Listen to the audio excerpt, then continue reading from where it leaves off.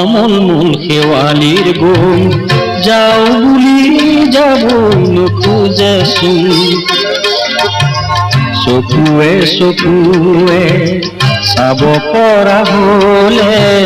দেখিলোহেঁতেন বেলিৰ মুখৰ ৰং তোমাৰ শিৰৰ সিন্দুৰ আমল মূল শেৱালিৰ গুণ যাও বুলি যাবই নোখোজে চোন